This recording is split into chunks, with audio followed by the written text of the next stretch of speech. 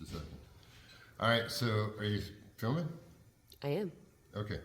Okay, so what I'm going to do is I'm going to talk about my sled, and the thing that I use the sled for is I'm drilling the hole for the perch pole, the dowel stick that goes in the end of the heel here. And it's crucial that it be the right degree down to a very, very small fraction of a degree on two planes. So